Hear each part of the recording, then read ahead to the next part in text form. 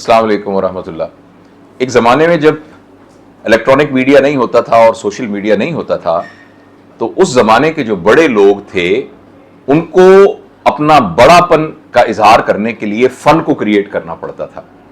बानो कुद्सिया ने एक दफ़ा यह कहा कि आजकल के ज़माने में बड़ा आदमी बनने के लिए बड़ा फ़न क्रिएट करने की ज़रूरत नहीं है, बस आपको 500-600 लोग चाहिए जो कि आपको सोशल मीडिया पे ये कह दें कि ये बड़ा आदमी है।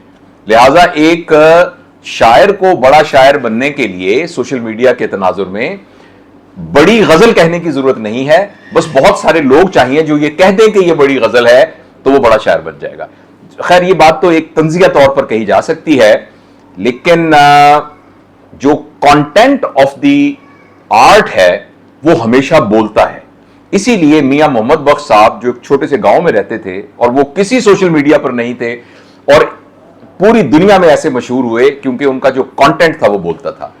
इस वक्त पाकिस्तान में एक बहुत बड़े शायर हैं और ये जो बात मैं कह रहा हूं ये सिर्फ एक लफाजी नहीं है, बल्कि मैं दिल से ये बात कह रहा हूं कि हमारे दोस्तों में एक बहुत बड़े शायर हैं जिनका नाम है आमिर सुहेल।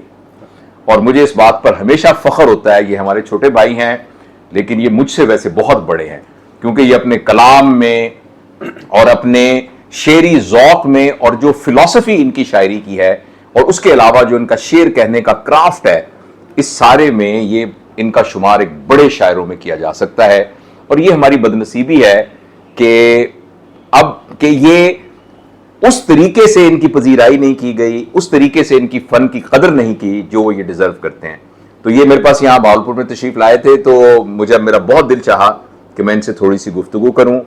ये उस्ताद हैं, बहावलनगर में पढ़ाते हैं और इनकी मुतअद्दिद किताबें हैं। जब ये तशरीफ़ लाए तो इनकी 2 किताबें मेरे पीछे यहीं पड़ी हुई थी, त्योहार का पानी और पहनो चांद कलाई में।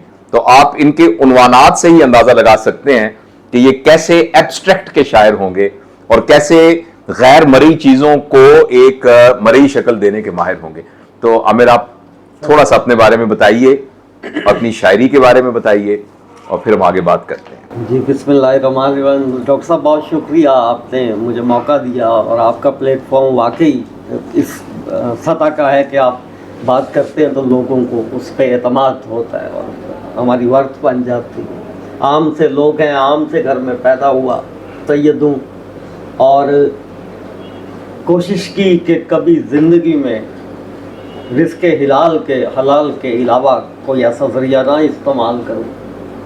और फ़न के लिए भी फर्स्ट ईयर में ही मुझे लाहौर में कतील शिफाई और अहमद अदीम कासमी हमारे घर के साथ रहते थे, तो फर्स्ट ईयर से वो सोबत नसीब होना शुरू हुई। बहावलनगर में राव जमशेद अली अंजुम साहब बहुत बड़े आदमी थे, उन्होंने मेरी आबियारी की बच्चों की तरह। मुर्तज़ा बेग बरला साहब कमिश्नर बहावलपुर थे, तो उनको बहावलनगर बुलवा लिया मुझसे मिलवाने के लिए। तो उन्होंने गज़लें सुनी 2 और कुछ देर बाद वापस आ गए अहमदपुर शर्किया में। आलमी मुशायरा था, मुझे उसमें इनवाइट किया उन्होंने और मैं सबसे कम उम्र था। उस पर शाकिर शुजाबादी थे, कतील शिफाई तशरीफ़ लाए थे, अहमद अदीम कासमी थे, सैयद ज़मीर जाफरी थे। मैंने मुशायरा पढ़ा और धूम मच गई। इसी दौरान में अब्बास ताबिश का वो शेर भी हिट हो गया, एक मुद्दत से मेरी माँ नहीं सोई ताबिश। मेरे अंकल बहावलनगर में डिप्टी कमिश्नर आए तो उन्होंने बड़े मुशायरे करवाए और मुझे निज़ामत देने का कहा, लेकिन मेरी उम्र छोटी थी। अहमद फराद और परवीन शाकिर के साथ तब मैंने मुशायरे पढ़े। मेरी किताब 1996 में लबादा शाया हो रही थी अलहम्द पब्लिकेशन से कि वहाँ जॉन एलिया तशरीफ़ ले आए, उनकी किताब शायद वहाँ से शाया हो रही थी। साथ अब्बास ताबिश और फरतबाद शाह साहब थे, वहाँ हमारी मुलाकात हुई, ज़ियारत हो गई जॉन एलिया साहब। तो इत्तफाकात के साथ अल्लाह पाक मुझे बड़े से बड़े लोग मिलवाते गए। शेर कहते हुए मैं कभी डरा नहीं किसी से। फिर ज़फ़र इकबाल और अताउल्लाह कासमी ने इतनी मोहब्बत दी कि कोशिश की कि ये आदमी सुपरस्टार बन जाए। मैं इन सारे बड़े लोगों का बड़ा मेहरबान हूँ। पहला अवार्ड मुझे चोलिस्तान अथॉरिटी का डॉक्टर साहब आपके हाथ से मिला था। मिनिस्टर साहब भी यहाँ मौजूद थे और बहावलपुर के बड़े बड़े लोग, समाजी कारकुन, वकला जिनमें शामिल हैं, शायर, अदीब, राइटर्स, बड़े लोग शामिल हैं। दूसरी दफ़ा भी याद फरमाया गया था, आ नहीं सका, मजबूरी हो गई। 20वीं दफ़ा जियो टेलीविज़न पे गया, एक्सप्रेस पे, पीटीवी पे, एक दफ़ा भी किसी को नहीं कहा कि मुझे ऑन एयर करवाया जाए। अपनी उम्र के आखिरी दिनों में अब्दुल्ला हुसैन मेरे दोस्त बन गए। वाह वाह। हम वहाँ बैठे, जियो टेलीविज़न का प्रोग्राम शुरू होने वाला था। अब्दुल्ला हुसैन साहब मेरे आगे बैठे थे, मैंने पीछे से कंधे पे हाथ रखा, मैंने कहा सर मैं आमिर सुहेल अर्ज कर रहा हूँ। तो उन्होंने कहा हाँ आमिर, तुम्हारी गज़ल शाया हुई है यार अदब लतीफ़ में, उसका वो आखिरी शेर तो सुना दो। वो ये अफसूम महजबीनों को अता होता है आमिर, वाह। गज़ल अफलाक को छूकर दोबारा खाक पर। वाह वाह वाह वाह वाह। तो ये बहुत नई गज़ल पे इसमें इज़हारुल हक साहब पढ़े, किशोर नाहिद और ये सारे बानो कुदसिया, ये सब इज़हारुल हक साहब, अता साहब, अहमद अजीम कासमी, ये ट्रांस में अल्लाह पाक देते हैं। वाह वाह। और छोटी उम्र में मैं एक बहुत बड़े शायर बज़ाहिर उनके हसद और साजिश का शिकार हुआ, तो लाहौर से मेरा डाउनफॉल शुरू हो गया। मुझे पता नहीं था, इस रिवेंज में मैंने शेर कहना छोड़ दिया। 8 साल शेर नहीं रहे, 20-22 साल फकीरों की खिदमत में बैठा रहा। मुझे ऐसी दुआ दी कि अल्लाह आपकी शोहरत कभी कम ना करे, उसी नतीजे में मैं आपकी खिदमत में बैठा हूँ। अच्छा आमिर भाई, मैं सॉरी आपकी बात को काटा, मुझे बहुत लुत्फ आ रहा था आपकी बातें सुनते हुए। मैं ये पूछना चाहता हूँ कि एक सवाल अक्सर नौजवान पूछते हैं कि आज के इस दौर में जिसमें तरक्की का मयार ये है कि हम कितनी जल्दी पैसे कमा सकें और उसी के हिसाब से हम अपनी कामयाबी को गेज करें, आज के इस दौर में शेर की क्या ज़रूरत है? शेर तख्लीक होना, कायनाती आहंग में अपने आप को शामिल करना था। कॉस्मो रिदम, कॉस्मिक रिदम, जो कायनात के ताने बाने बुनता है, वो शायर के दिमाग में रखा होता है अल्लाह पाक ने, वो मिजान। और जमालियात का नाम शेर है, जो फितरत क्रिएट करती है, जो क्रिएटर क्रिएट करता है, और उसमें से एक बड़ा हिस्सा अदीबों को मिलता है, शायरों को मिलता है, फनकारों को मिलता है। और उलूम में सबसे बड़ा फन शायरी समझता हूँ। और ये एक आंसू आपको बता सकता है, दुनिया के किसी कोने की में बैठा हो, आपको ज़बान ना आती हो, एक आंसू बता सकता है कि आप कितनी तकलीफ में। शेर सुन के आपका आंसू निकल सकता है। कोई साइंस ये मेजरमेंट नहीं कर सकती कि इंसान की तकलीफ में मैं एक शेर अर्ज करूँ, आप रो पड़े या मैं रो पड़ूँ, तो इसका मतलब है कि शेर के पास वो पैमाना है, शायर के पास वो कमाल है कि अंदर से इंसान को गूंद दे।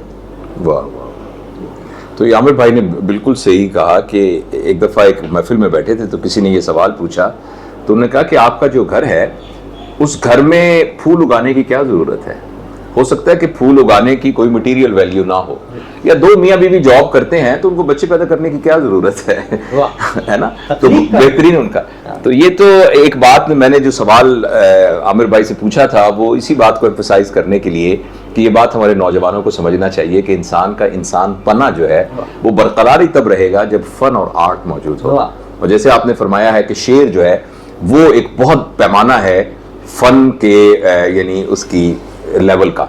अच्छा, अब चूंकि हमारे पास थोड़ा वक्त कम है, मैं अपने दोस्तों को ये बताना चाहता हूँ कि इस 15-20 मिनट में मुमकिन नहीं है कि हम आमिर सुहेल साहब की जितनी फ़नी खिदमात हैं और जो इनकी फ़िलासफ़ी, और ख़ास तौर पर मैं जो मुतासिर हूँ वो ये है कि इनका शेर जो है वो ज़बान में आने से पहले इनके दिल में जन्म लेता है और उसके बाद फिर ये लफ्ज़ों में ढाल के उसको बाहर निकालते हैं।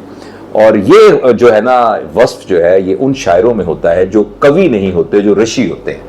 कवि वो है जो शेर कहता है मगर जरूरी नहीं है कि वो खुद इसका अमली नमूना हो, जबकि रशी वो होता है कि जिसके अंदर कलाम पैदा होता है उसमें से कुछ हिस्सा जिसको के जबान संभाल सके वो बाहर पेश कर सकता है। मैं ये गुजारिश करूंगा कि आमिर सुहेल साहब हम सब की यानी इनसे गुजारिश करने के बाद इन्होंने अपना एक चैनल लॉन्च किया है यूट्यूब पे, जिसका लिंक नीचे लिखा होगा, जो कि एक्सक्लूसिवली आमिर सुहेल साहब के काम का तारुफ है। उसमें इनका शायरी भी मौजूद होगी और अदब के जो मुख्तलिफ महासन हैं उन पर भी इंशाअल्लाह गुफ्तगू होगी। और मैं ये अपनी सादत समझता हूँ कि मैं आमिर सुहेल साहब को आपसे मिलवा रहा हूँ। वैसे तो ये किसी तारुफ के मोहताज नहीं है। और दूसरा ये मैं आपसे रिक्वेस्ट करूँगा कि आप इनके चैनल को ज़रूर सब्सक्राइब कीजिए, और वो लोग जिनको शेर का ज़ौक़ है और वो लोग जिनको नहीं है, उनमें शेर का ज़ौक़ पैदा होना चाहिए, तो शेर के ज़ौक़ को पैदा करने के लिए ज़रूर इनके चैनल को देखें। अच्छा आमिर भाई, अब ये नहीं हो सकता कि आप हों और हम जो है आपका कलाम ना सुने। जी मैं कुछ अता कीजिए। कुछ अर्ज कर देता हूँ। अदा है, ख्वाब है, तस्कीन है, तमाशा है। वाह, हमारी आंख में एक शख्स बेतहाशा है। वाह वाह वाह वाह वाह, क्या अदा है, ख्वाब है, तस्कीन है, तमाशा है। हमारी आंख में एक शख्स बेतहाशा है। हमारी आंख में एक शख्स बेतहाशा है। जरा सी चाय गिरी और दाग दाग वरक, वाह, ये जिंदगी है कि अखबार का तराशा है। वाह वाह वाह वाह वाह वाह, क्या जरा क्या सी मंजर चाय है। गिरी वाह वाह वाह वाह, और दाग दाग वरक, क्या कहने क्या कहने। यह जिंदगी है कि अखबार का तराशा है।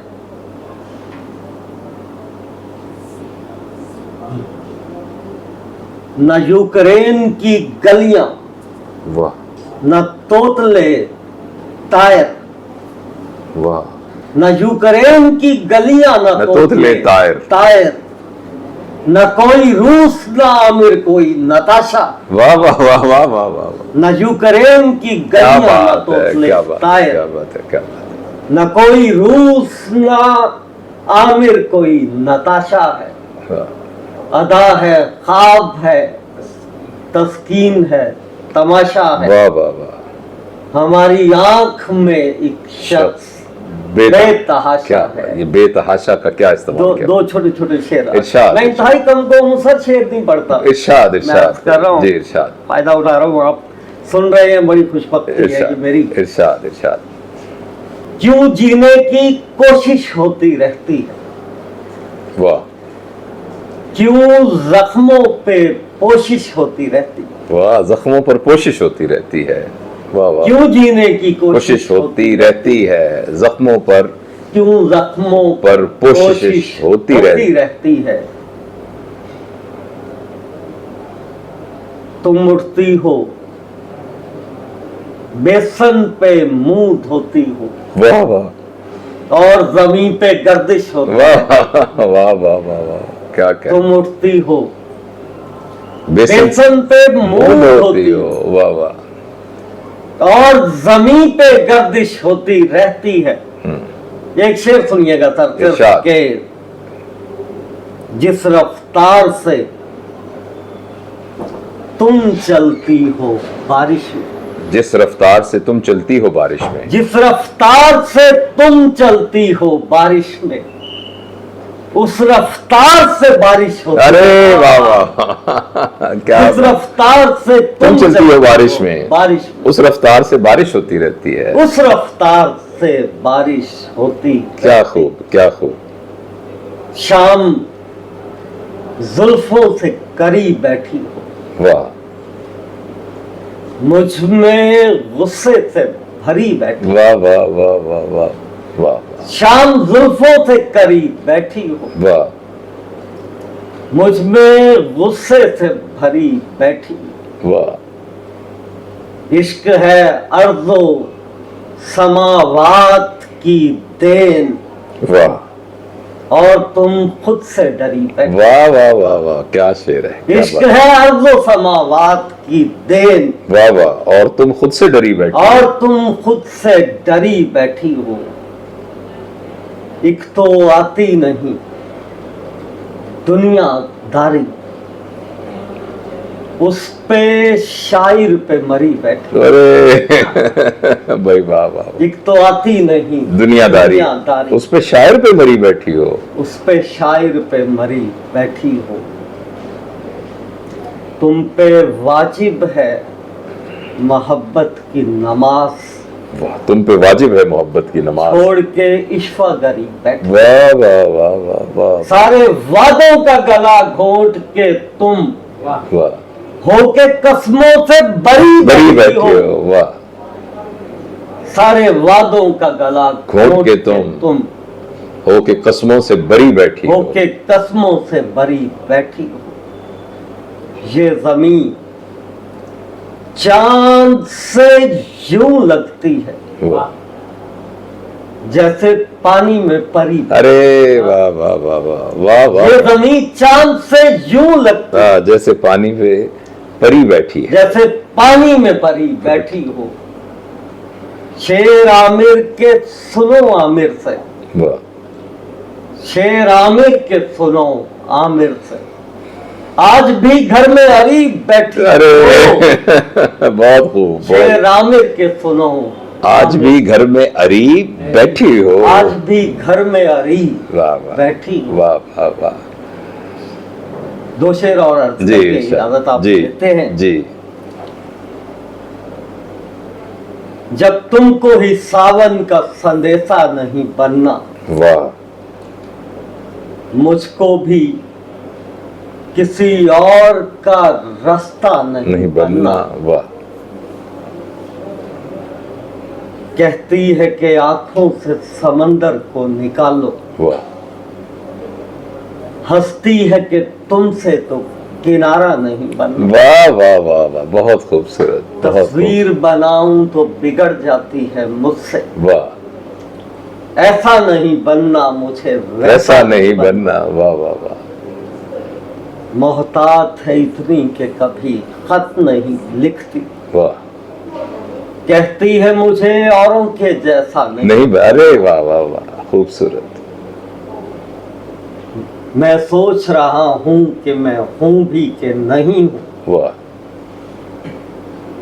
तुम जिद पे अड़ी हो कि किसी का नहीं बनना। अरे वाह वाह वाह, इस तरह के लब कौन तराशेगा दोबारा, इस तरह का चेहरा तो किसी का नहीं नहीं बनना। बनना, वाह वाह वाह, चेहरे पे किसी और की पलकें नहीं झुकनी, आंखों में किसी और का नक्शा नहीं बनना। वाह इस दर्द की तहवील में रहते हुए मुझको वाह, चुपचाप बिखरना है, तमाशा नहीं बनना। अरे वाह वाह वाह, दुनिया में कोई मुझसे मोहब्बत न करेगा, दुनिया में कोई मुझसा अकेला नहीं बनना। वाह वाह वाह, उसने मुझे रखना ही नहीं आंखों में आमिर, और मुझसे कोई और ठिकाना नहीं बनना। अरे वाह वाह, मैं गलियों में ईसा की तरह चलता हूँ आमिर, वाह, सूली भी चढ़ा दोगे तो मुझसा नहीं बनना। अरे वाह वाह वाह वाह, मैं गलियों में ईसा वाह, की वाह। तरह चलता हूँ, बहुत खूबसूरत, बहुत खूबसूरत, सूली भी चढ़ा दोगे तो मुझसा। वाह वाह, बहुत शुक्रिया। आपने देखा कि कैसा एक सहर तारी हो गया, और मौज़ूआत और फिर जो इनका शेर कहने का क्राफ्ट है, ये एक खुदा की तरफ से वदियत की हुई एक नेमत है, और जिसका बहुत ही शुक्राने के साथ इजहार आमिर कर रहे हैं। और तो अल्लाह ताला आपको जो है लंबी उम्र दे, ताकि आप इसी तरीके से अपने जो ख्यालात हैं और जो एक शायर का फ़न है उसको आप और निखारते रहें, और सब हमें यानी हमारे लिए ये सब सैयद कुछ करते रहें। आले अहमद से मेरी यहाँ मुलाकातें होती रही। जी जी जी जी, भावलपुर के बड़े से बड़े शायर की कदमों में बैठे हैं, सुना है, माशा- पढ़ा है, लिखा है। माशाअल्लाह, माशाअल्लाह, ज़हूर नज़र मेरे हमेशा पसंदीदा। माशाअल्लाह, माशाअल्लाह, तो ये इस खित्ते से हमारी, मैं यहाँ पढ़ता रहा हूँ, स्टूडेंट रहा हूँ इस्लामी माशाअल्लाह। यूनिवर्सिटी का। माशाअल्लाह। हाँ। तो मैं ये गुजारिश करूंगा आखिर में फिर कि इंशाअल्लाह जब आमिर साहब फिर आएंगे तो फिर हम एक तवील नशिस्त इनके साथ करेंगे। और अब मैं आपको याद दिलाना चाहता हूँ कि ये जो इस वीडियो के साथ ना एक लिंक है इनके चैनल का, और ये चैनल आप ज़रूर सब्सक्राइब कीजिएगा। बहुत बहुत शुक्रिया। So nice of you, sir. So nice.